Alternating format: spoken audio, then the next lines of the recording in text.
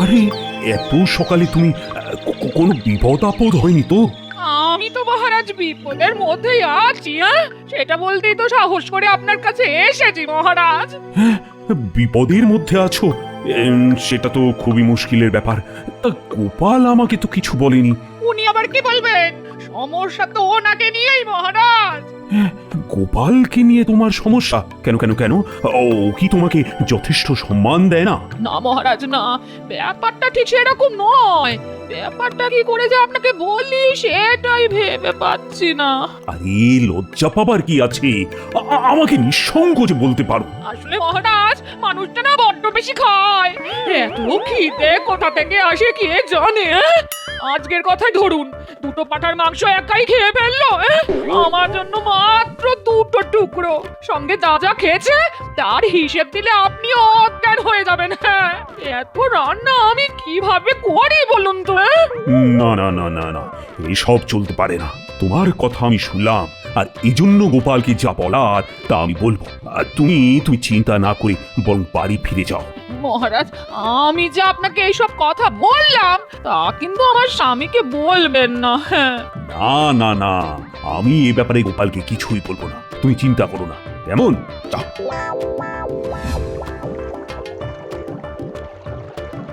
মহারাজ, যথারীতি গোপাল এখনো আসেনি। প্রতিদিন যদি গোপাল দেরি করে আসে তাহলে তো ওকে রাজসভায় রাখার কোনো মানেই নেই। সময় মতো আসবে কি করে? আজ দুটো পাঁঠার মাংস তো ও একাই খেয়েছে। ওর গিন্নির জন্য রেখেছে মাত্র দুটো টুকরো। আচ্ছা আচ্ছা, ও কি পাগল হয়ে গেছে? এত খাওয়া কোনো মানুষ খেতে পারে? আমি তো ভাবতেই পারি না। আমি বারবার আপনাকে এই কথাটাই বলতে চেয়েছিলাম যে গোপাল ঠিক মানুষ নয়, অন্য কিছু হতে পারে। মন্ত্রী কাকে অমানুষ বলছিল মহারাজ? নিশ্চয়ই আমাকে নয়। গোপাল, তোমার কি নিজেকে মানুষ বলে মনে হয়? গোপাল, তুমি ভেবে বলো না, তোমার কি নিজেকে মানুষ বলে মনে হয়? মহারাজ, মানুষের সংজ্ঞাটা কি সেটাই তো জানি না। আচ্ছা, কোনো মানুষ একাই দুটো পাঁঠার মাংস খেতে পারে? তা তো আমি ভাবতেই পারি না। আর তুমি সেটাই করে দেখালে, বাড়ির কারো জন্য কিছু রাখলে না। গোপাল, তোমার মধ্যে একটা পশু ভাব এসেছে এবং সবাই সেটা লক্ষ্য করেছে। আচ্ছা, এবার তুমি বলো তো, এই আমার রাজসভায় তুমি থাকবে না স্বেচ্ছায় চলে যাবে?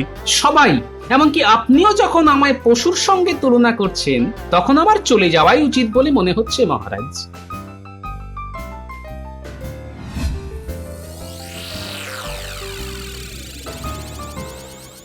মানুষটা একটু বেশি খায়, তার জন্য আমি এত কথা শুনিয়ে দিলাম। না, ব্যাপারটা ঠিক হলো না। এখনো ফিরলো না, কি যে হবে কে জানে। বিশেষ করে মহারাজের কাছে নালিশ করাটা ঠিক হয়নি। হ্যাঁ, মহারাজ যদি অপমান করে বসে তাহলে তো সর্বনাশ, চাকরিটাও চলে যাবে। তখন খাবো কি, পড়বই বা কি, সংসারটা চলবে কি করে?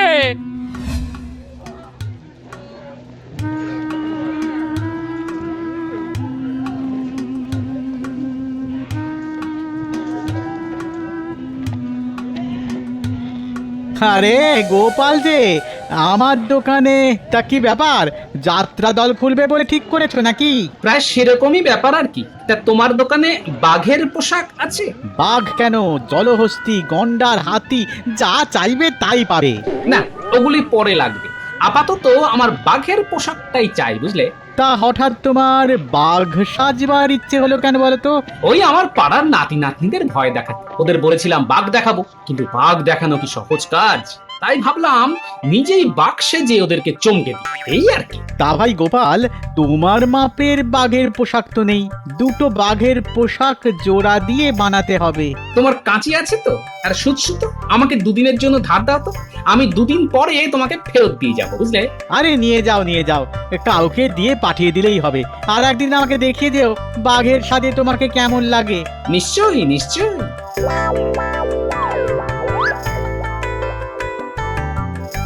দাদু এখনো ফেরেনি, দিদা খুব চিন্তা করছে। হালুম। বাবা, ও বাবা, ও বাবা, বাঁচাও বাঁচাও বাঁচাও, ও বাবা, লোকটাকু, বাঁচাও বাঁচাও! আরে দূর বোকা, আমি তো দাদু রে, বাঘ সেজে এসেছি। বাপরে, ভয় একদম একদম দম বন্ধ হয়ে আসছিল। তা দাদু, তুমি হঠাৎ বাঘ সাজতে গেলে কেন? নিশ্চয়ই তোমার কোনো মতলব আছে। কি সেটা বলো? আরে বলছি আগে যেটা করতে হবে সেটা বলে নি। আমার এই জামা কাপড়গুলি নিজেদের কাছে রাখবি, বুঝলি? কাল সকালে এগুলি রাজবাড়িতে নিয়ে গিয়ে মহারাজকে দেখিয়ে বলবি যে জঙ্গলের মধ্যে এগুলি পাওয়া গেছে। তারপর তোর দিদাকে সেই কথাটাই বলবি, বুঝলি? দিদাকেও এই কথা বলবো? দিদা তো খুব কষ্ট পাবে তাহলে। ও কিছু না, আমি তো আর সত্যিকারের বাঘ হয়ে যাইনি রে বাবা, মাত্র তো 2 দিন, তারপরই ফিরে আসবো। রাখ এই জামা কাপড়গুলো রাখ, একটু আলতা লাগিয়ে নিতে পারিস, বেশ ঘন আলতা, যাতে মনে হয় রক্ত লেগে আছে। ঠিক আছে দাদু, একেবারে তোমার মতো করেই কাজ হয়ে যাবে। আমি গুলটে আর ন্যাপলাকেও জানিয়ে দিচ্ছি।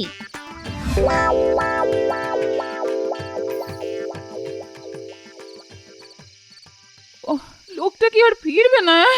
আমি কি এমন কথা বলেছি যে তার জন্য একদম বিভাগী হয়ে গেল? বলার মধ্যে বলেছি জলহস্তি, গন্ডার, হাতি। এগুলো কি খারাপ কথা নাকি? আমি তো আর পশু বলিনি। এত রাত হয়ে গেল, এখনো ফিরলো না। আমার তো খুব চিন্তা হচ্ছে, কিছু যদি হয়ে যায় তবে কি হবে গো? আমাকে একা ফেলে তুমি যেও না গো, আমি যে তাহলে বেদবা হয়ে যাব গো। তুমি আমায় কি করে গেলে গো? এত কান্নাকাটির কি আছে দিদা? কি বলছিস তুই বুটি? হ্যাঁ, আজ এখনো দাদু ফেরেনি, তো চিন্তা হচ্ছে না? কাল আমরা দাদুকে খুঁজতে যাচ্ছি, দেখি পাওয়া যায় কিনা। যদি আর না পাওয়া যায় তবে আমার কি হবে গো? আরে বাবা, খারাপ চিন্তা করলে শরীর খারাপ করবে। যাও যাও, এবার একটু ঘুমিয়ে পড়ো তো। গোপাল দাদা, আজ ও বাড়ি না গিয়ে এখানেই থেকে যাও তাহলে। তাই করব ভাবছি। তাছাড়া বাঘের পোশাকটা একটু সেলাই করতে হবে। দোকান থেকে কাঁচি, সুতোও নিয়ে এসেছি। ভাগ্যিস কাঁচিটা দোকানদার দিয়েছিল, তাই কেটে কুটে এখন যা দাঁড়িয়েছে, গায়ে একদম খাপে খাপ হয়ে যাবে। এবার শুরু হবে গোপালের ভেলকি। কাল ভাবছি গোপালের বিদায়ের জন্য রাজসভায় রসগোল্লা নিয়ে যাব। মহারাজ খুব খুশি হবেন। এসব আবার করার কি দরকার আছে বলো তো? কত খরচা পড়ে যাবে, বুঝতে পারছো না তুমি? শোনো, গোপাল নেই, এটাই সময় মহারাজকে খুশি করার। সামান্য খরচের জন্য ভাবছি না। রসগোল্লা মহারাজ খেতে খুব ভালোবাসেন, তাকে খাইয়ে একেবারে জামার হাতায় ঢুকিয়ে নেব, দেখে নিও। শোনো শোনো, এটাই সময়। শুধু মহারাজ কেন, রাজসভার সবাইকেই তো তোমার খুশি রাখতে হবে না? কথাটা তো তুমি ভালোই বলেছো, কিন্তু খরচা যে খুব বেড়ে যাবে, সেটা করা কি ঠিক হবে? হ্যাঁ, তা হবে বটে, কিন্তু খরচাটা উঠে আসবে, তুমি দেখে নিও। হ্যাঁ, বুদ্ধিটা ভালোই দিয়েছো। খরচা নিয়ে ভাবার কোনো দরকার নেই, ও উঠে আসবে। এখন গোপাল নেই, আমি নিশ্চিন্ত।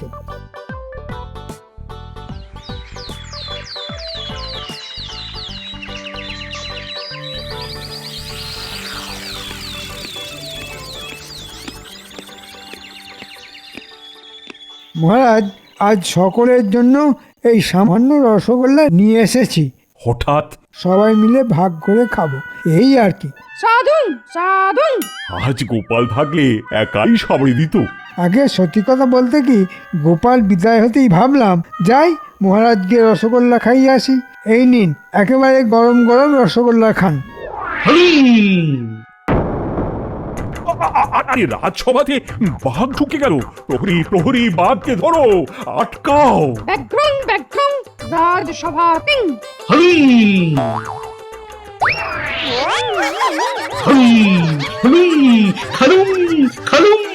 পালাও পালাও।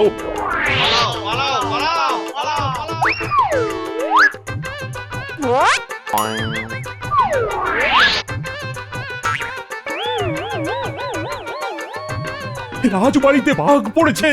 সর্বনাশ সর্বনাশ হয়ে গেছে। রানী রানী, বাঘ বাঘ বাঘ। চলো চলো চলো, খাটের তলায় লুকোই। রাজবাড়িতে বাঘ? খাটের তলায় কেন? জানলা দিয়ে ওই গাছটার ডালে বসে থাকি না কেন মহারাজ? আগেরে আমাদের খুঁজে না পেয়ে চলেও যাবে। ব্যাকগ্রাউং খাবেন খাবেন। হালুম হালুম খালুম খালুম। বাঘ ভাই আমাকে খেয়ে কি করবে বলো? আমার এই তো শরীর, মাংস নেই বললেই চলে। যে পরিমাণ রসগোল্লা খেলে দেখে মনে হচ্ছে গোপালও তোমার সঙ্গে পেরে উঠবে না। গোপালকে খেলে তোমার পেট ভরে যেত। তুমি আজ চলে যাও না ভাই, গোপাল ফিরলে এসো। কোথায় গেলে তোমার দেখা পাবো বলে দাও, আমি নিজে গিয়ে তোমায় নিয়ে আসবো। মালুম মালুম হালুম। ওরে বাবা রে বাবা, না তোমাকে আর জ্ঞান দেবো না। আর কিছুক্ষণ এখানে থাকলে আমার যে কাপড়ে চোপড়ে হয়ে যাবে ভাই। হালুম হালুম গেলুম। এই বেটা পণ্ডিত, ওইভাবে ঝুলে থেকে বাঘ তাড়ানো যায়? দেখলে কেমন ভাবে বাঘটা আমার কথা শুনে চলে গেল। দুর্গন্ধং ইমা, তোমার যে কাপড়ে চোপড়ে হয়ে গেছে গো মন্ত্রী। কি অসভ্য বাঘ রে বাবা, আমার গায়ে করলি কেন? পণ্ডিতের গায়ে করতে পারলি না? মরকট, নির্বোধ, হতচ্ছাড়া, বিড়াল, ছুটো। বাঘটা এখনো আছে? নং মহারাজং গেছেন। তাহলে মন্ত্রী কার সঙ্গে কথা বলছে? ভয়ের কোনো কারণ নেই মহারাজ, দিয়েছি বেটা বাঘকে তাড়িয়ে, কিন্তু এমন অসভ্য বাঘ যে কি বলবো, আমার গায়ে করে দিয়ে গেল। মিথ্যাং মহারাজং।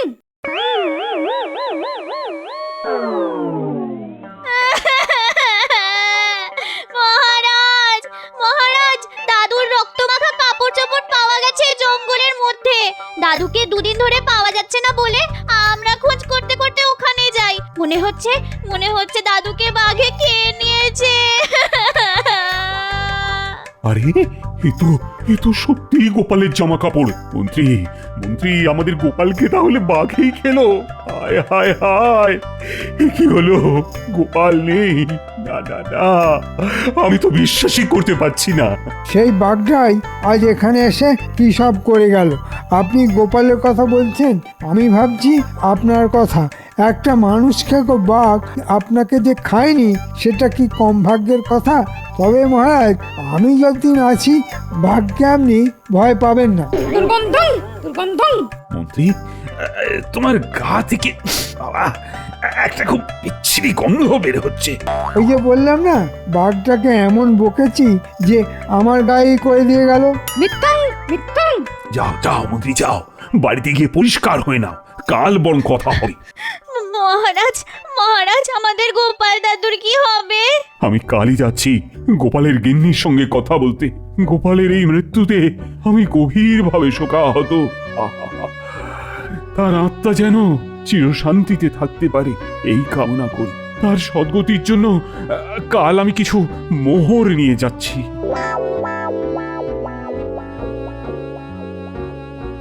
এ তোরা কি শোনালি রে? লোকটা শেষ পর্যন্ত বাঘের পেটে গেল। সব আমার দোষ। কেন যে মানুষটাকে জলহস্তি বলতে গেলাম কে জানে। ওগো, তুমি আমায় ছেড়ে চলে গেলে। এত বড় ধুরন্ধর তুমি, আমাকে সেই একলা ফেলে গেলে। আমিও আর এই ধরাধামে থাকবো না। এই পুটি আমায় বিষ এনে দে, খেয়ে মরি।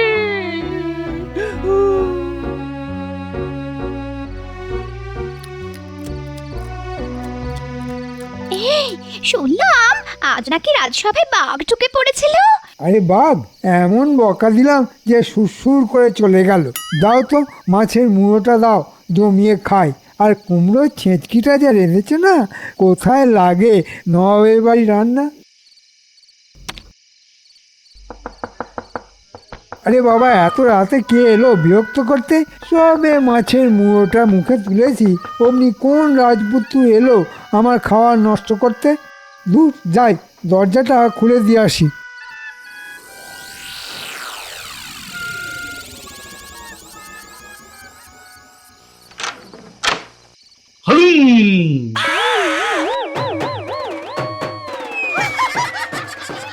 ওরে বাপরে বাপ, আবার সেই বাঘ। এবার বুঝি আমাকেই খাবে। গিন্নি, তুমি কোথায়? আমাকে বাঁচাও। ওরে বাপরে বাপ, হালুম আমাকে খালুম বাঁচাও। খালুম খালুম। বাঁচাও, আমাকে বাঁচাও, আমাকে বাঁচাও। মামা, মামা গো, কেন আমায় ভয় দেখাচ্ছ? আমি আমি তোমার কি ক্ষতি করেছি বলো? হালুম ভালুম খেলুম ভালুম।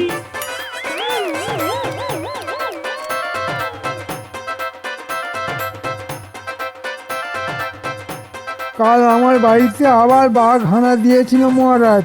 কত সুন্দর মাছের মুড়োটা খেয়ে নিয়ে চলে গেল। হ্যাঁ, শুধু কি তাই, ভাত পর্যন্ত চেটেপুটে খেয়ে নিয়েছে, একেবারে হাঁড়ি ফাঁকা করে দিয়েছে। আশ্চর্য ব্যাপার মহারাজ। যখন তখন বাঘটা এসে যাত্রার বাড়ি থেকে সব খাবার খেয়ে পালাচ্ছে, সারা নগরের লোক পালাচ্ছে। আহ, এখানে কিভাবে রাজধানী রাখা যায় মন্ত্রী? মহারাজ, আমার মনে হয় বাঘটাকে জাল দিয়ে ধরার একটা চেষ্টা করা উচিত, তাই না? আমার কেন জানি না মনে হচ্ছে বাঘ বেটা আবার এই রাজসভাতেই আসবে। তাই আমার মত হলো এই সভাতেই জাল ছড়িয়ে রাখা হোক। বাঘ আসলেই জাল গুটিয়ে নিতে হবে, আর তাহলেই বাঘ ধরা সম্ভব হবে। কিন্তু মহারাজ, এ তো বড় মানুষ খেকো বাঘ, যদি জাল ছেড়ে বেরিয়ে যায় তাহলে তো বিপদ হয়ে যাবে। তাও তো ঠিক। ঠিক আছে, আমাকে একটু সময় দাও, একটু ভেবে দেখি মাথা থেকে কোনো উপায় বের করতে পারি কিনা। কপাল কপাল করে তো দোকান খুলেছি, নইলে নইলে সব মিষ্টি তো নষ্ট হয়ে যাবে। কিন্তু বাঘের ভয়ে খদ্দেররা আসবে তো, কে জানে। আমার কপালটাই খারাপ। হালুম হালুম।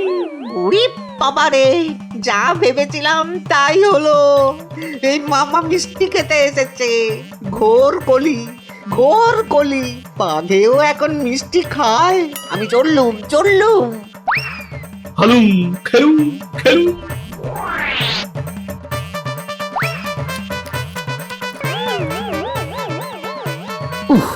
মিষ্টি খেয়ে পেট একেবারে ভরে গেছে।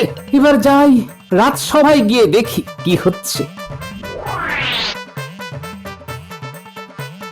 ধুর ধুর, কোনো উপায় তো মাথা থেকে বেরোলো না। এদিকে সমস্ত নগর জনশূন্য হয়ে যাচ্ছে, সবাই পালাচ্ছে একটা বাঘের ভয়। আমার মনে হয় আমাদেরও এবার পালাতে হবে, রাজধানী অন্য কোথাও নিয়ে যেতে হবে। কি বলো মন্ত্রী? আপনার কথায় যুক্তি আছে মহারাজ, কিন্তু সবাইকে সেখানে নিয়ে যাওয়ার জন্য গরুর গাড়িতে যাওয়া মোটেই নিরাপদ হবে না। আমাদের যেতে হবে ঘোড়ার পিঠে। আপনি সহিসদের আদেশ নিন, তারা যেন ঘোড়াশালায় সব ঘোড়াকে জমায়েত করায়। আমরা কাল সকালেই বেরিয়ে পড়ব। আমি সেরকম আদেশই দিলাম, শীঘ্র ঘোড়াদের অশ্বশালায় জড় করা হোক। আচ্ছা, এই মতলব? ঠিক আছে, আমিও আমার মাথার বুদ্ধি কাজে লাগাই।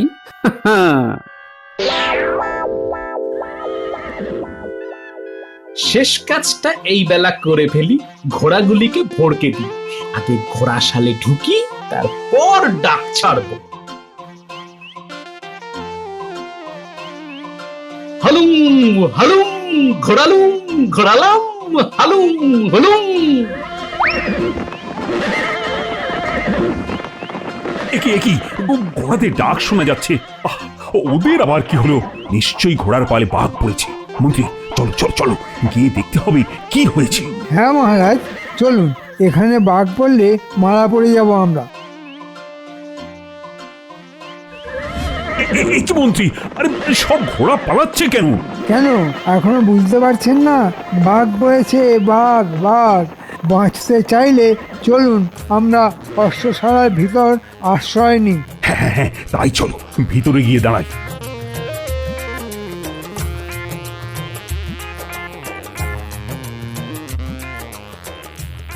সবাই ভেতরে ঢুকে গেছে, এইবার বাইরে থেকে শিকলটা তুলে দিই। মহারাজ, এখানে থাকাও খুব একটা নিরাপদ নয়। চলুন তাড়াতাড়ি রাজবাড়ি যাই, সেখানে কিছু লোক তো পাবো। কি মন্ত্রী, বাইরে থেকে শিকল কি তুলে দিল? বাঘ ছাড়া আবার কে? এটা বাঘ নয় মহারাজ, অন্য কিছু হবে। মহারাজাও পালাচ্ছে না, পালাচ্ছে না। ঘোরকুলি ব্যাঘ্রং কথাং বলেছি তো।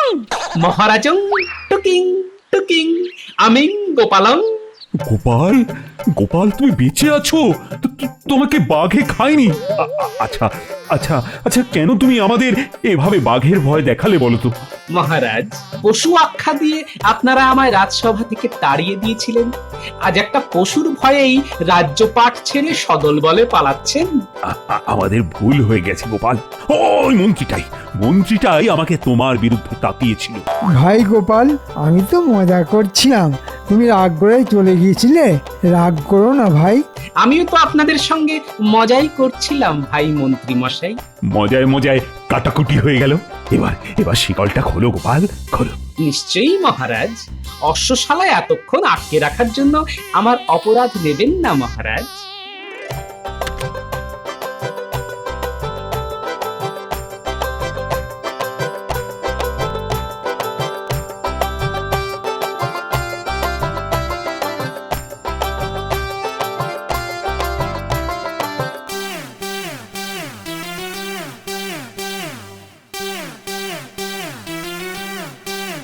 রোজ সকালে কত গালি দিয়েছে অপদার্থ বলে, আজ কাকে বলবো? মানুষটাই তো নেই। এখন আমার দিনগুলো কিভাবে কাটবে কে জানে। হলুম হলুম। এখানেও বাঘ! এবার আমাকে খেতে গেছিস? তবে বেঁচে থেকে আর কি লাভ? কি? হ্যাঁ, তুমি কোথা থেকে এলে? আমাকে জলহস্তি বলেছিলেন না? আসলে জলহস্তির পোশাক কেউ দিতে পারেনি বলে বাঘ সেজেই কাজ সেরে নিলাম। আমাকে ধরতে পারেনি। আচ্ছা আচ্ছা, তাহলে তুমি বাঘ বাহাদুর। এখন দেখাচ্ছি তোমার মজা। দাঁড়াও, হাতে পেলে না, একদম আস্ত রাখবো না।